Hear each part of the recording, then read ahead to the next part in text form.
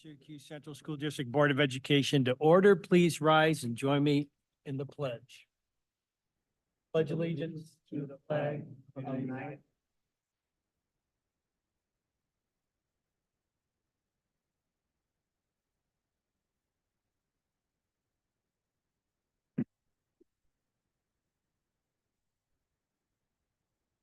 Thank you. I'd like to begin. Moment of silence for the following. Cynthia Lees, a graduate of the North Syracuse Central School District. Richard Bader, a retiree of the North Syracuse Central School District. And Francis Meinking, a retiree of the North Syracuse Central School District.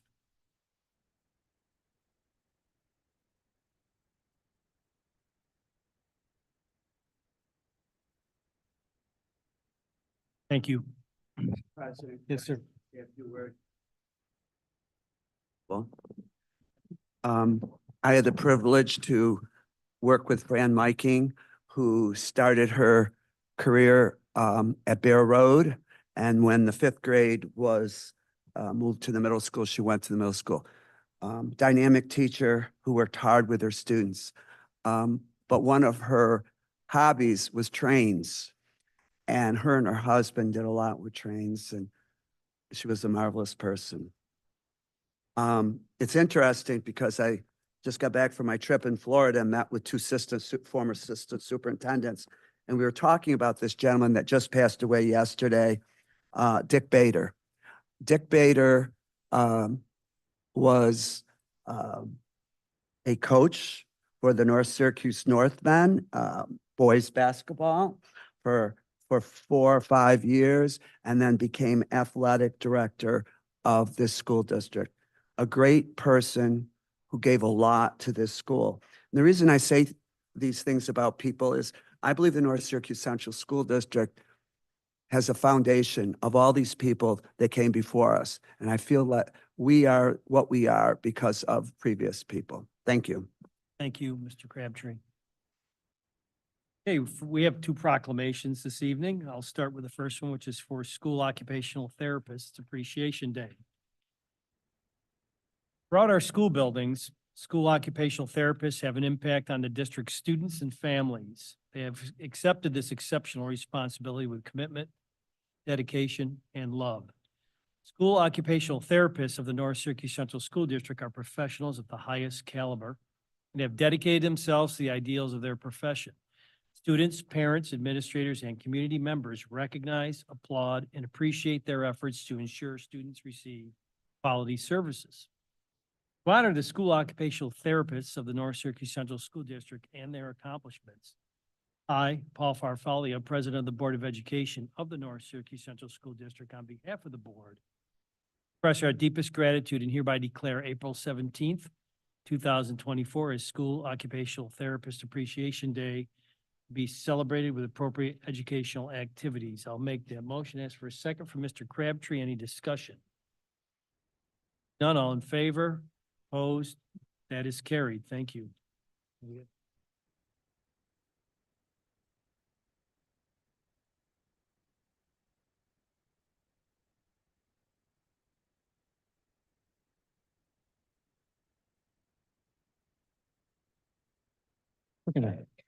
We're gonna move down a little bit here, and on behalf of the North Syracuse Central School District, I would like you to let everyone know your name and what building you work in. Christy Reliite at Gillette Road Middle School. Thank you. I appreciate you being here tonight, and we do have a certificate for you and recognition for the work that you do. Thank you so much. Thank you.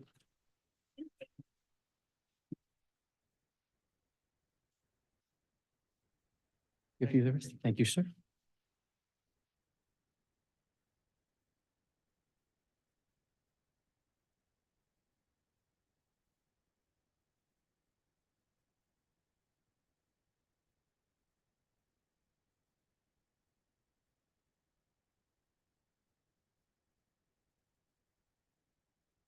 We now have a proclamation for Office Personnel Appreciation Day. Throughout history, office personnel has had an impact on the district's students and community. They work for the well-being, welfare, and future of our children. This awesome responsibility is accepted with commitment, dedication, and even love. Because of the complexity and diversity of their role, they must be flexible, resourceful, positive, and patient.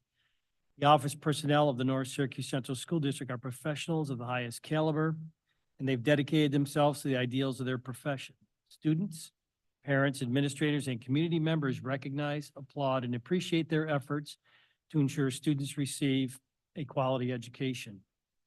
To honor the office personnel of the North Syracuse Central School District and their accomplishments and efforts on behalf of our community's most valuable resource, our children, I, Paul Farfalli, a president of the Board of Education of the North Syracuse Central School District, on behalf of the board, express our deepest gratitude and hereby declare April 24th, 2024 as Office Personnel Appreciation Day, to be celebrated on April 18th with appropriate educational activities. I'll make that motion. Ask for a second from Mr. Thorne. Any discussion? Being none, all in favor? Opposed, and that is carried. Thank you.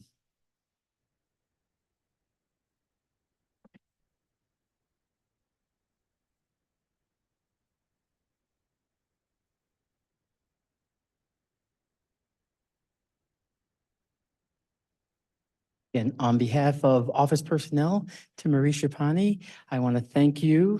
And if you can give some of these certificates to your members, we would really appreciate it. Thank you very much. Thank you. Thank you.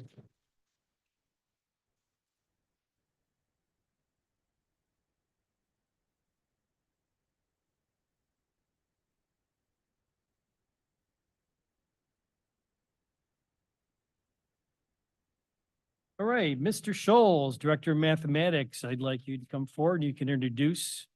You have the top 3 students from grades 4 through 7 who recently completed the MathCon competition. I'll let you take it from there. Yeah, last year, if you remember, we presented our top 10 for all 4th grade, but we only did it in 4th grade. And this year, as you see all of the students in the front row, we actually expanded it from 4th to 7th grade for students to participate in a national math competition called MathCon. This competition, and the students have kind of already been told this, but they took a test that was between, we'll say, 3 to 5 grade levels above what their actual grade level is. And they spent a significant amount of time both after school doing some stuff on their own, but also inside of school during their wind blocks, during study halls, during lots of different opportunities to practice and prepare for this. So first off, I just want to congratulate all of you guys for being here. Huh? Yeah? Nice job.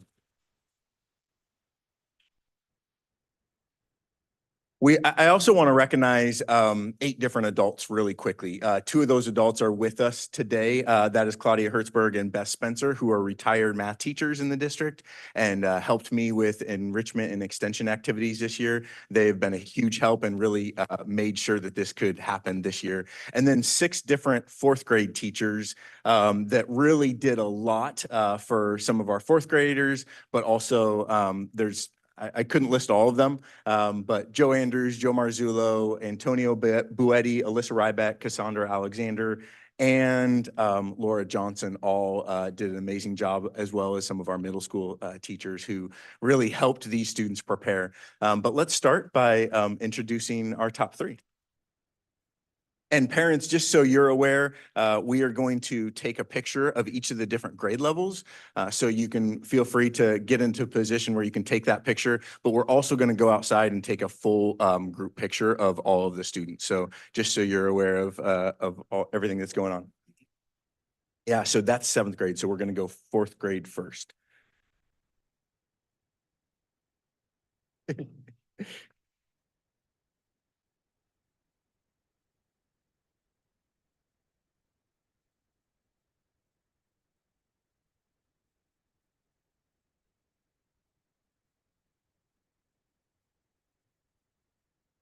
Okay. So this represents a top 3 in 3rd grade. In 3rd place in our district was Grace Tebow from KWS Bear Road Elementary. Come on up, Grace.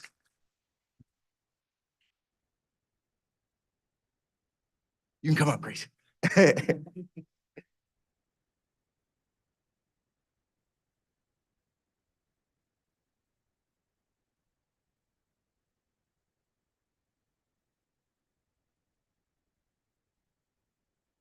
Second is Fareed. Is Fareed here? Oh, come on out, Fareed. Fareed Malakazadi. Good job, Fareed. Fareed, I also will highlight any student who scored above the 90th percentile in the nation. Fareed scored in the 91st percentile. And in the 92nd percentile with the top score in our district was Benjamin Aret in 4th grade.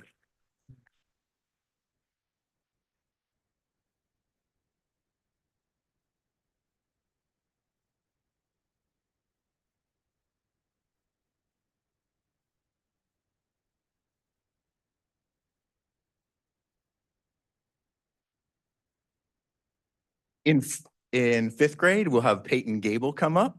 Great job, Peyton. Peyton is from Gillette Road Middle School.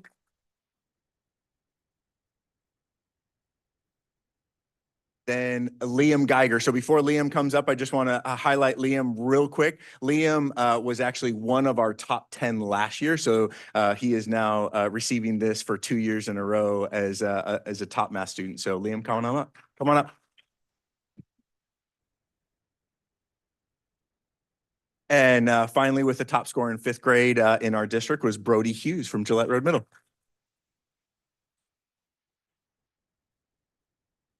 Hey, guys.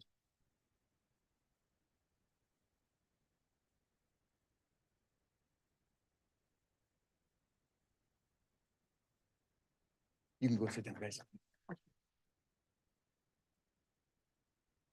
In 6th grade, all three, just to highlight this too, because this is specific to these students, all three of these students participated in Math League, another extension opportunity, and all three of them placed in the county in 6th grade. So really kind of cool for the next three students that I'm going to mention. The first one is Ethan Lingarowski.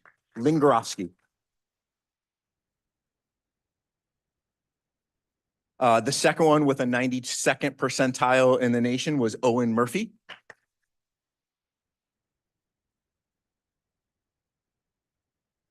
And the third one with a 93rd percentile, the highest percentile in our district, was Louis McLaughlin.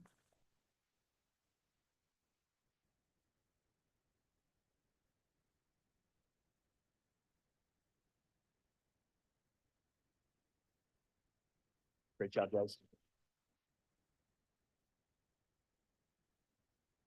And lastly, 7th grade from Gillette Road Middle School, we have Christian Wenger. Wenger, man, I practiced. Great job, Christian. In second, Gianni Lardillo.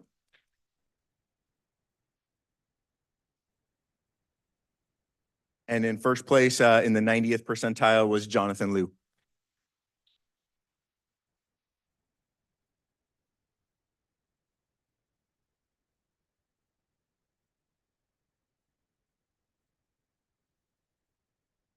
And parents, if you can just meet us out there right out in front, that we will take a picture out there. So you can go ahead and get up during this transition time. Thank you so much.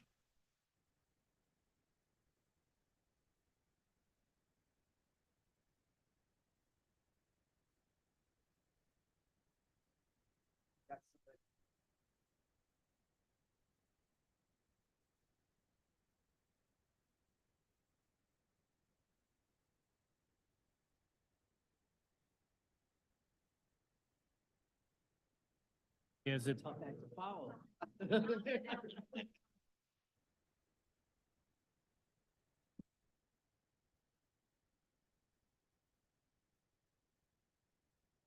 as soon as the room clears out, Ms. Vigiano, I will turn it over to you. So when you're comfortable, you can just start.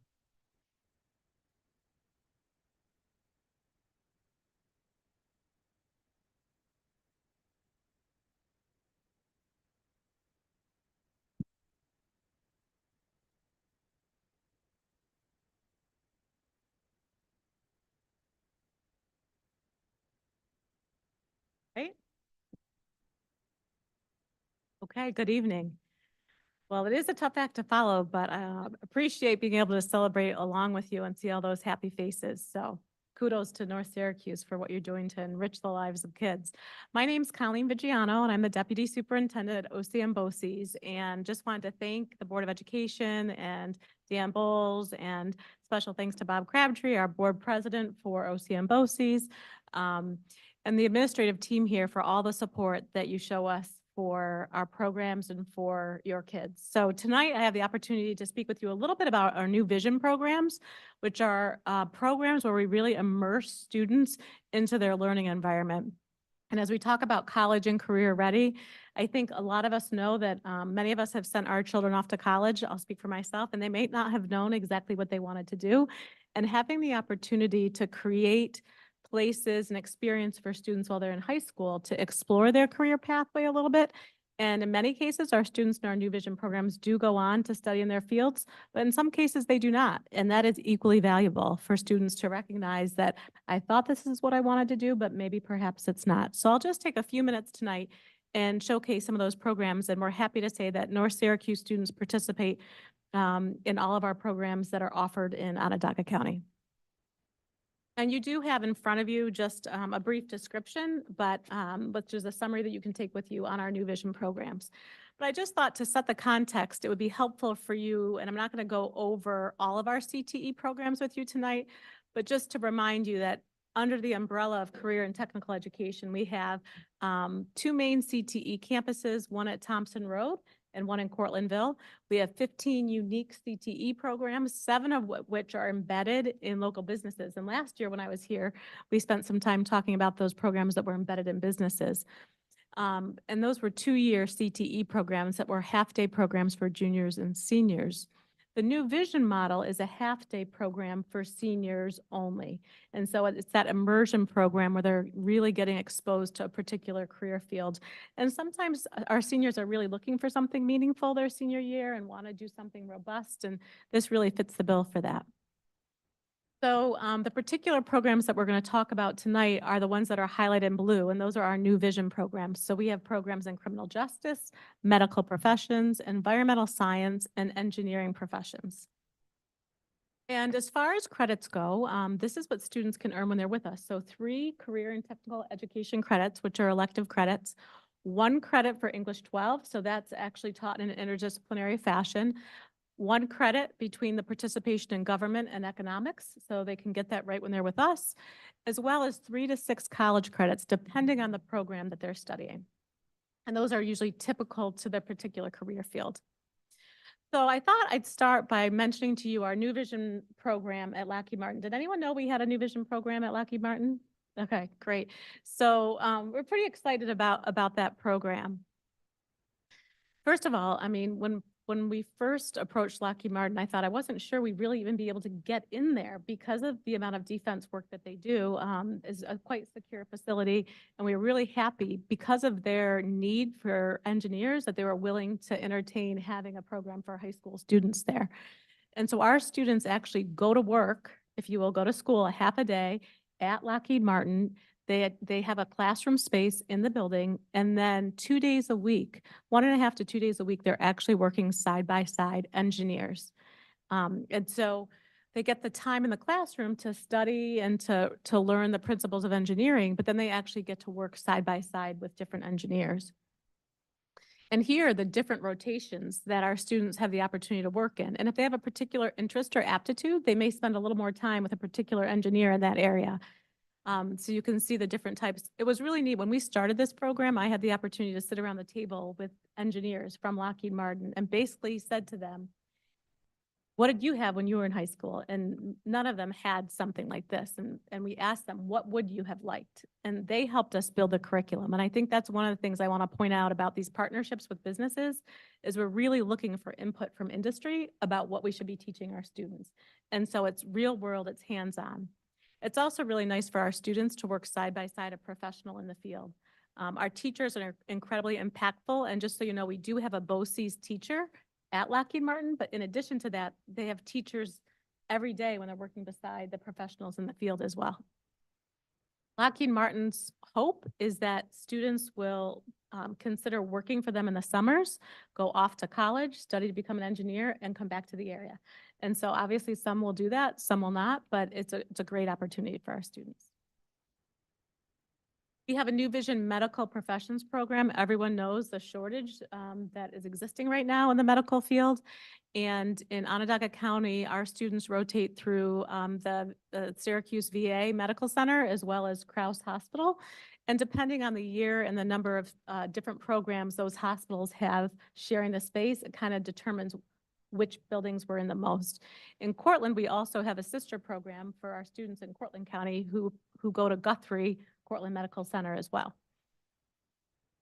So here are some pictures of our students. You can see they're pretty enthusiastic, and we don't have pictures during their rotations because they're in a hospital, obviously, and that's confidential.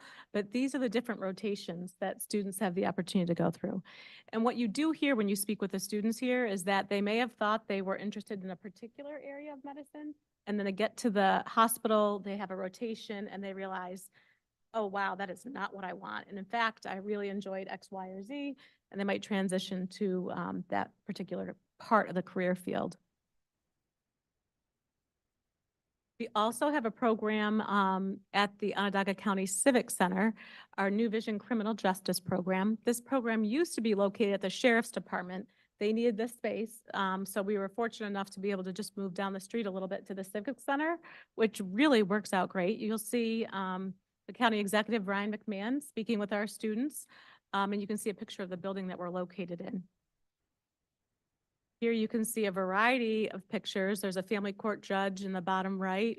You see our students interacting with police officers. They have several different visits throughout the course of their time, immersion experiences. They have the opportunity to attend court proceedings. So when people think criminal justice, they oftentimes think, oh, students go here, want to be a police officer. Sometimes, and sometimes it might be that they are interested in law, or they're interested in maybe becoming a judge. And so students have the opportunity to witness court proceedings, interact with all sorts of representatives, defense attorneys, judges, police officers, court officers, probation officers. They get to do ride-alongs with the Onondaga County Sheriff's Department, which they love. And they've met with the DA, our teacher, as well as the county executive. Our teacher is a retired Syracuse City police officer. So she has a plethora of connections that she's able to kind of build upon during the visits as well, which the students love. This program I'm not going to spend much time on because it's located in Cortland County, but I just wanted to let you know that is something that we offer as well as an environmental science program at Lime Hollow.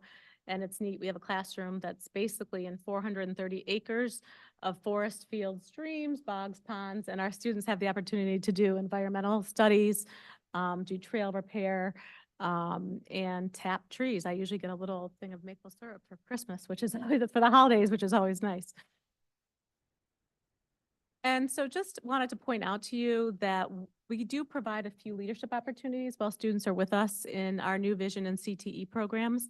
Skills USA is a student leadership organization. You may be familiar with it. We have many students who compete at the regional, state, and most recently the national level and earn wonderful awards and scholarship funds for competing in their career field. So they actually will compete, for example, in culinary. They are judged by professionals in the field who come and evaluate them. And they also take a written test, and then they're scored and they go on to state or nationals if they win. We have a great track record. Here are some pictures from the past, and wanted to let you know that hot off the press, these students have from North Syracuse, two of whom are in our New Vision medical program, placed at the regional competition and will be advancing to states. So I don't know if you're familiar with any of these students, but we're happy to share the news that we've got that North Syracuse took home 3 first place awards and 1 third place. So congratulations to you and to our students. And so that really concludes our presentation on the New Vision programs. I did just want to take one moment and bring to your attention our welding program, because that's a program that's not a New Vision program, but it's a program that's really growing in response to the needs of our local community. Micron is going to be needing a lot of welders as well. So you also have a brochure in your packet on welding, and I just thought I'd shoot around these couple pictures.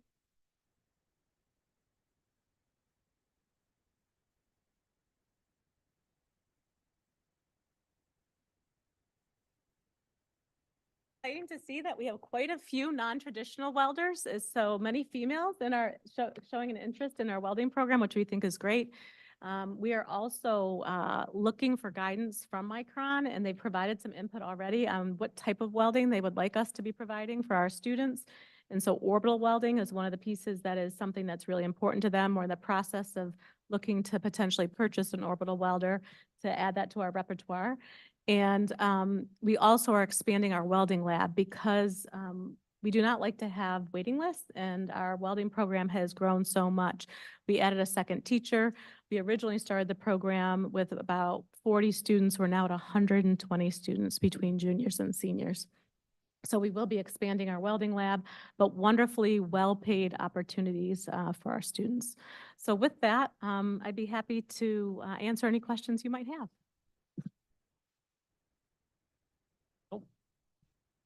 Right. Okay. Thank great. you. Thank you. Well, I don't really have any questions, but I do have a few comments about it. I just wanted to say that one of my friends, Kevin Gonsi, he's currently in the Lockheed Martin engineering program, and I've heard from him about just how much variety there is in it, and that really blows me away. Is like not only the fact that they're able to get that career experience, not only the fact that they're able to get that like personal, sometimes even one-on-one experience, but that there's also a great variety. So it's not just like you're not just you're not just pigeonholing them. You're showing them like the broader view of the field. And I think that's really wonderful. I think that, like I said, the hands-on experience is very important.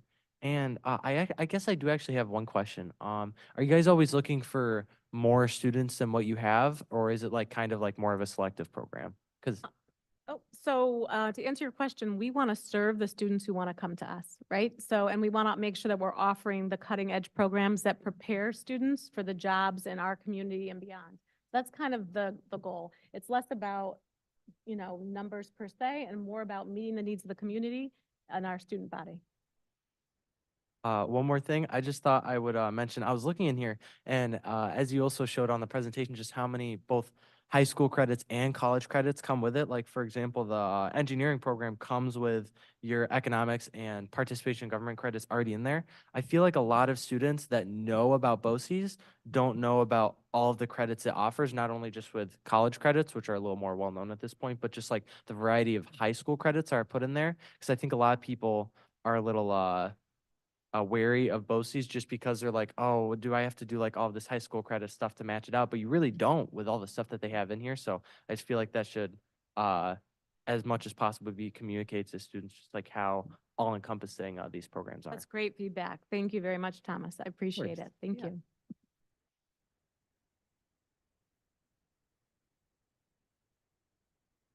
Mr. Keegan, an update on the budget.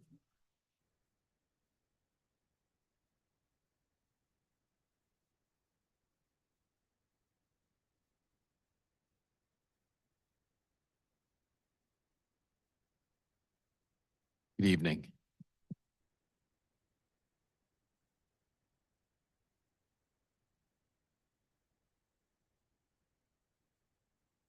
Might be me. I seem to have, is it turned off? Sorry.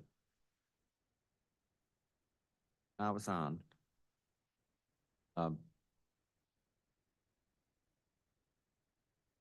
I do that?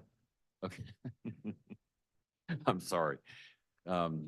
Okay, so tonight I'd like to give you a quick status of the New York State budget, explanation of, where we are in terms of our deficit, talk a little bit, just keeping focused on the strategic plan, which is a driving force in our budgeting process, and then talk about some of the initial reductions required to reduce the deficit and next steps. So in speaking with our legislators, they've told us that, obviously we didn't have an on-time budget. We don't have a budget today. Due to the holiday week, legislators was out of session the tail end of last week. They are saying, though, that this is going to be an important week and that they hope to have the budget concluded by the 5th, which would be great. We're obviously myopically focused on our foundation aid, and the governor's proposal has us shorted by about $887,000. So full funding of our foundation aid is critical, and would go a long way toward closing our deficit. And I think this is really a discussion for the board, but the recommendation we'd make is if the budget negotiations for some reason aren't completed by the time you have to adopt the budget, we would recommend, cabinet, we would recommend that we adopt the budget assuming full foundation aid will be funded. And if it's not, we'll take the difference from fund balance. Unless we get some indication between now and the 17th that they're not going to fully fund foundation aid. I think we're saying at this stage of the game, fingers crossed that we get our budget before then. If we don't, we're going to have to make some assumptions about what that state aid will look like so we can adopt the budget. Let's talk about the deficit. I know we kind of beat some of these things to death, but I think it's really important for us as well as the community to understand, where we're at. We've relied heavily on the CURSA and ARP funding to pay for necessary students supports in response to COVID. That's been super important. We've been able to do a lot of really good work. Our teachers and our administrators have really focused on trying to close those gaps that were created by COVID. But those funds are not going to be available for the 24-25 school year. So we're in an adjustment here as we try to rationalize our costs and live without that important funding. We're also in a period that's been unusual. I've been here 12 years, and this is the most inflationary period that I've had to budget through, where we've basically got 3 years of higher inflation, 22 obviously being the worst year. And then just reminding people that we can only pass 2% of the inflation on through the tax levy. And so that's really, that's put a lot of pressure. And, in the first year we had the inflation, you kind of say, all right, we'll tighten the belt a little bit. But when you get to the second year and you've already cut or tightened, 3 years in, it just gets to be really hard because inflation is just a reality. And in some areas, it's worse than others. Health benefits, pension costs, energy costs have all increased at rates higher than general inflation. And they're all big costs for us. So, we just want to manage those really well and do the best we can. But it's difficult. And then the other thing that is compounded this, we're in an extremely tight labor market. And you might say, well, wait a minute, don't we have union contracts and we haven't negotiated all those? Yes, but we have a large workforce of substitute workers, whether they be our substitute teachers or bus drivers or custodians. And so we've really, our food service workers, we're regularly talking to the managers of those areas, and they say to us, hey, we've lost another sub because they went and got a job at McDonald's making more money. And so we've had to, and you folks have helped us along the way, increase some of those sub labor rates. But compensation costs are definitely a factor as we're managing and putting the budget together. So those are the big factors that have created some challenges in this budget. So let's look at the latest numbers. So right now, when we look at our state aid, which as we've mentioned is not final, that's about $92.7 million. Our tax levy, which is a 2.98% increase, that's at the cap. That's $104.7 million, $104.8 million. We're planning on using more fund balance. Last year we used, for this current year, we used $5,650,000. We're increasing that by $2 million. And the way we're doing that is we're going to take an additional $1 million out of fund balance, and we're going to use $1 million from the ERS. That's the Employee Retirement System Reserve. And the reason we're doing that is that ERS actually experienced a really high increase in their pension costs this year. TRS costs were much more moderate. And so we felt like this is, hey, if you have the reserves, this is the time to use them when you experience big increases like that. So we've used that in our use of fund balance and reserves. And then our other costs include things like our pilot revenue and by the way, no Micron pilot in there. There won't be a pilot for Micron in 24-25. It's important for the community to know as well.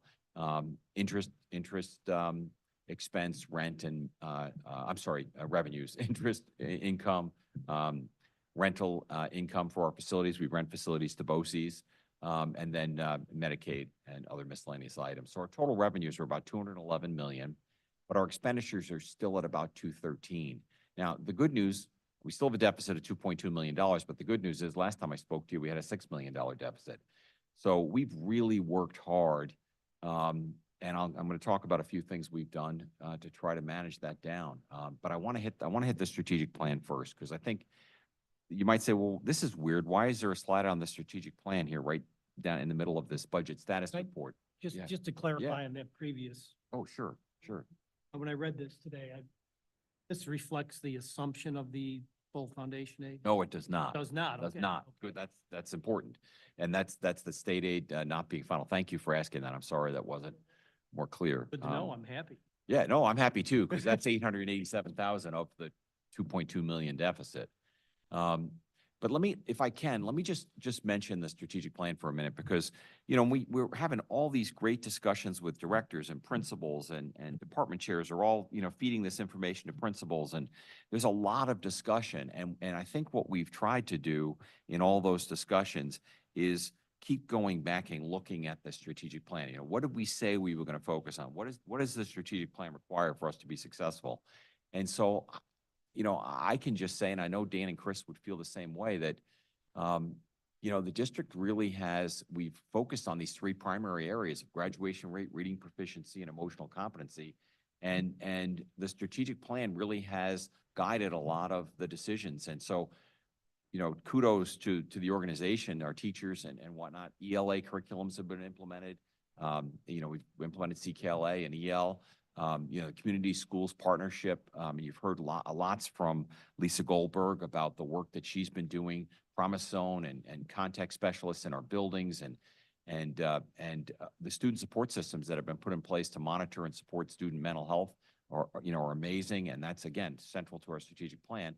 Our professional development, Dave London and the team have really done a lot of hard work in terms of you know, putting plans together that are targeted to empower staff and build our capacity of our system, both in terms of academic as well as emotional supports. And you heard, you know, one of the big things is math, and you saw what Nick's doing with our math educators. And so, you know, the strategic plan really has been a focal point as people come with requests, we've reconciled it back to that plan. And, you know, although we've got these very difficult budget challenges, you know, I'm happy to report that a lot of great progress has been made on the strategic plan. And I do believe, despite these challenges, that I think that there's a lot of sustainable efforts out there to continue to work toward the strategic plan.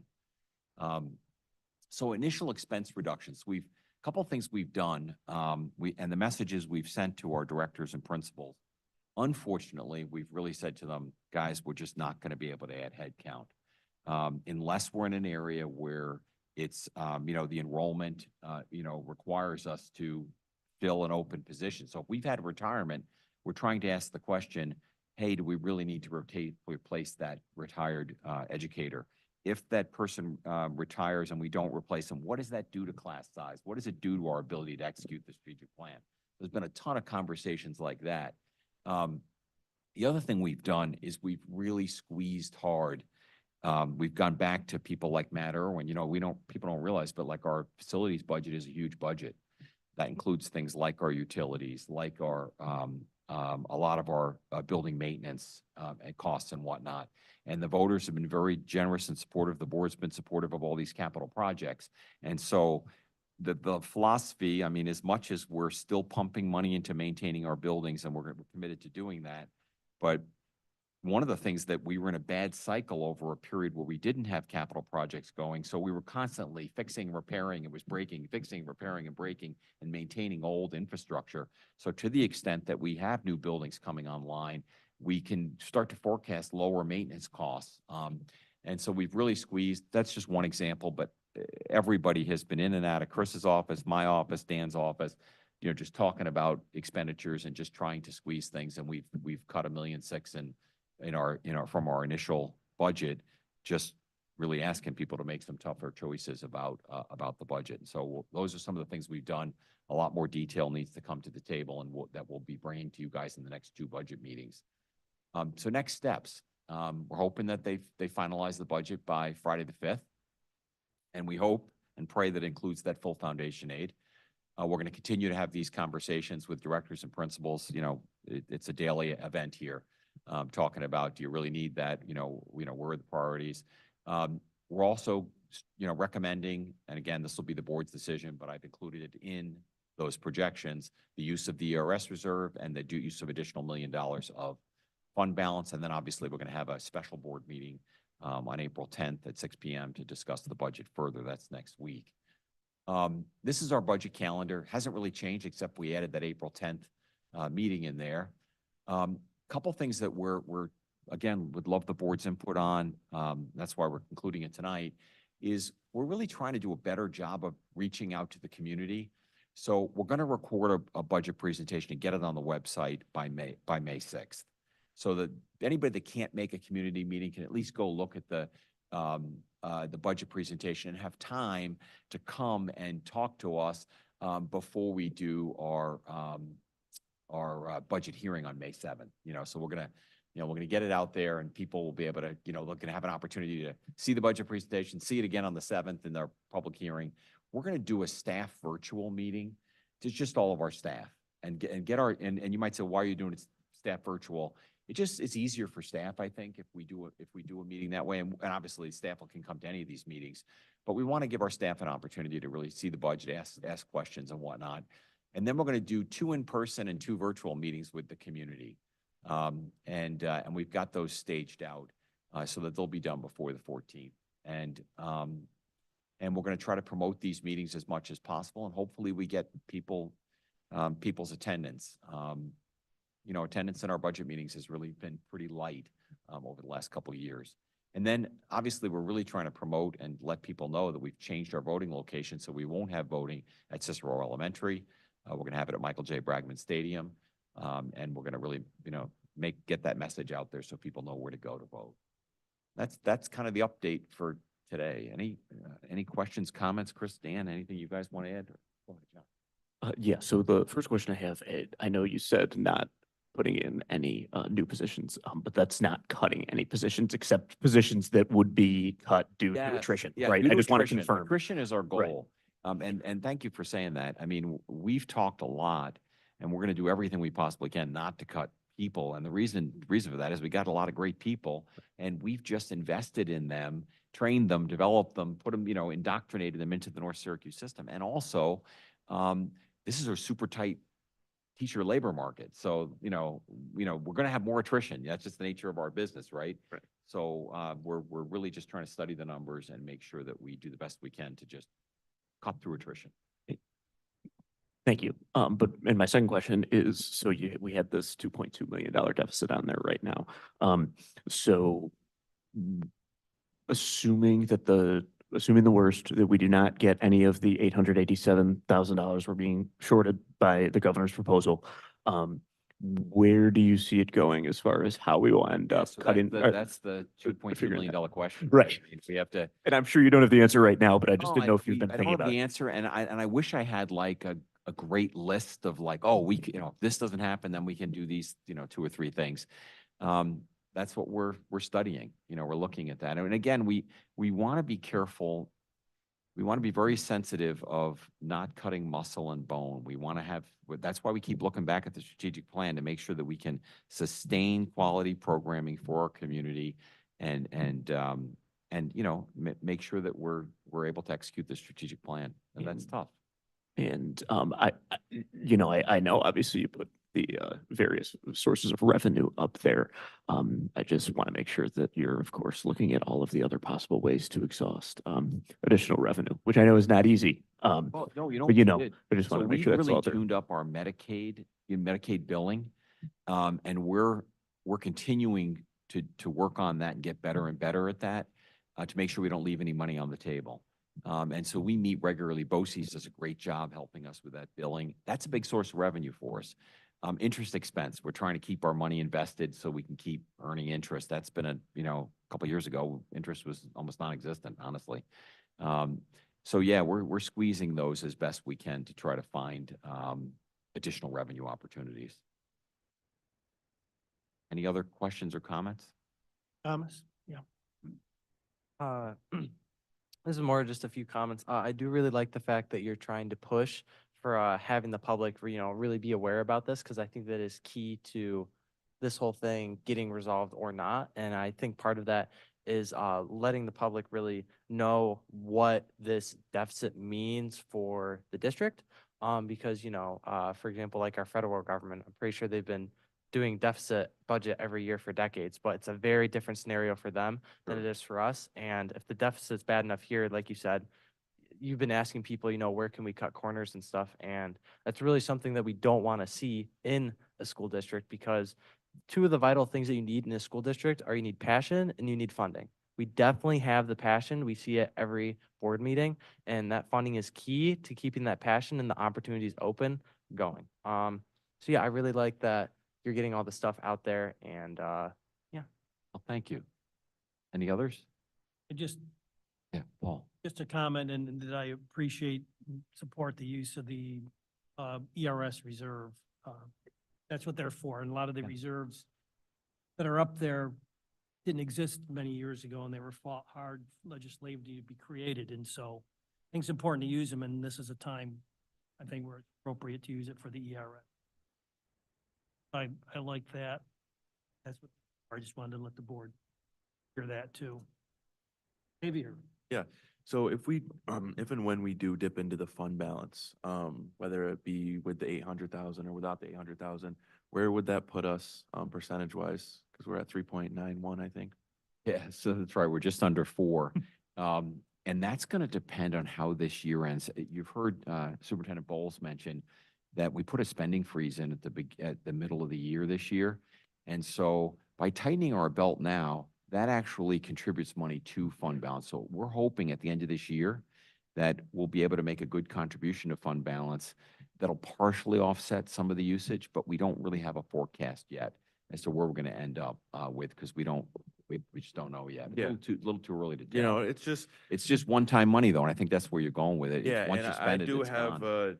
a worry that, not worry for us, because we're usually really good with our fund balance, but that schools that, even if we don't end up, if the governor doesn't agree to raise the fund balance cap, that there will be some repercussions for for schools who are over that 4% or 6%. I know there hasn't been in the past, but it's starting to get to the Yeah, point where we won't be over. Yeah. where I just want to make sure that we're not in the situation where we're getting Oh. hurt by being over. No, we won't be over, and that's why, I hear, and I think it's a great initiative to increase fund balance, the amount you can hold to a greater amount than 4%. But that's probably not going to impact North Syracuse at all because of our capacity to just get to 4%. We're not one of those districts that'll have, 6+% in there. Any other thoughts? Well, Nope. thank you very Thank much. you.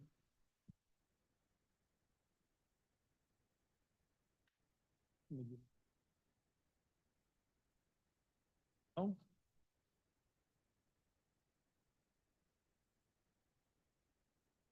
Okay. I'm working off paper today. Right, now it's time for our Board of Education Committee reports. We'll start with policy. Warren. Thank you. On tonight's agenda, we have one policy slated for readoption. Our next policy committee meeting will. Thank you. Legislative, Mr. Crabtree? We'll be meeting on Wednesday from 5 o'clock to 6 o'clock. Looking for some new members from the community, parents, and Mrs. Bortz helped me out with that. Is there a BOCES report, or that just? Okay, I just want a couple comments.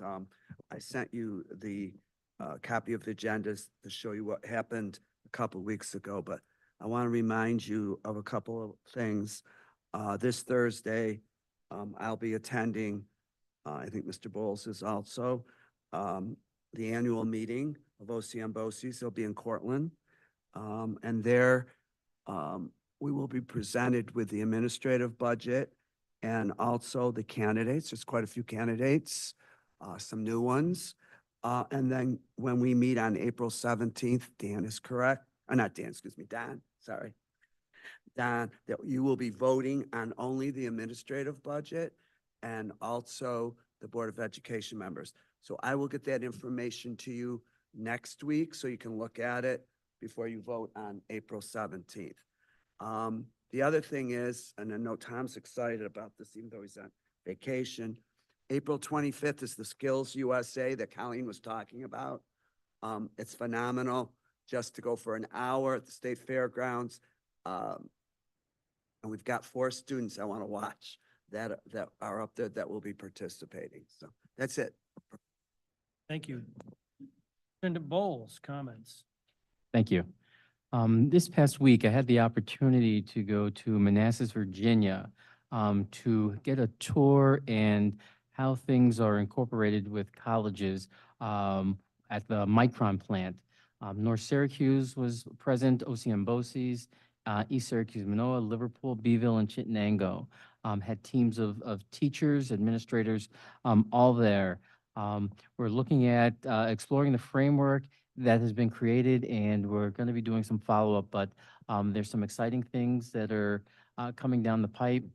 We did visit George Mason University and looked at how they have interacted at the college level with Micron, and I think there's some exciting things to follow. So just an update on that. I had the opportunity to see some events. It's at Drumline this Saturday. We were able to host a wonderful event. And again, it's nice to see some of our students participating in many different things that are there. I know Daryl Redmond was present, and he's always present at these functions. Had the opportunity I was able to get to the Wizard of Oz. That was at Rocks Middle. Gillette had the Lion King. So the productions that we put on are just stellar, and it's just a great feeder ground for the presentations that you see at the older levels. Mr. Crabtree mentioned Cortlandville this Thursday. We'll be going down there. And Monday night, on the April 8th, or Monday afternoon, the solar eclipse. So I do have glasses for board members if you're looking. Great. And I already bought 'em. so that is all I have for the report. I have them for you.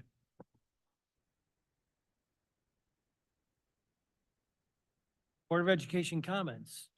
I got one, just one quick one. I just want to say good luck to the inaugural game of our CNS girls flag football plays tomorrow. So just wanted to wish them good luck, and it's very exciting. I'm going to try to catch as many of those games as possible because it's a huge step forward in high school sports.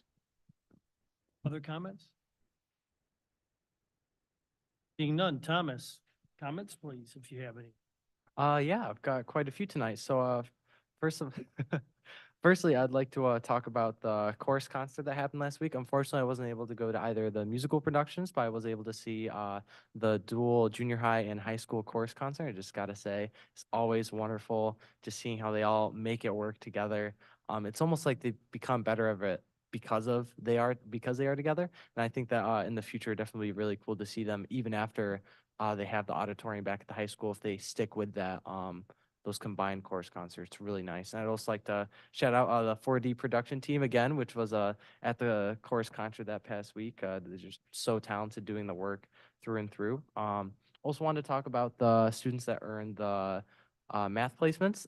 Just wanted to say again that math is wonderful. I'm a little biased because I love math, but math is awesome. And there's consistently so many opportunities, not only in the workforce, not only in extracurriculars, but just in like everything in life. I remember I was looking at, I think it was RIT, and in math courses alone, you could be taking math courses for like almost a dozen years, and that's just courses alone. And for anyone that does really love math out there, just know that it never ends, but that's the beauty of it. And then the last thing I want to bring up today is part of the student body voice, pardon me, was in regards to the school student altercation that there was today at the high school. I just wanted to thank every security guard, teacher, principal, staff, and faculty involved in securing our safety. And I thought I'd also mention that after the whole thing went down, there was certainly a lot of anxiety and distraction amongst the students for the rest of the day. Rumors ran rampant, which is typical for something of the like. But I thought I'd mention that when the announcement was made in regards to describing the situation and addressing it on the systems, the lack of clarity, which I totally understand is for legal reasons, but then also getting the situation down. But that presentation of that lack of clarity only heightened that anxiety and that spreading of rumors and just oh my gosh, the things that people came up with throughout the day, it just got crazier and crazier. But I just thought it was very interesting to feel like what that kind of uncertainty was like. And again, I'd just like to thank everyone involved in ensuring that everything did turn out all right as it could. Thank you.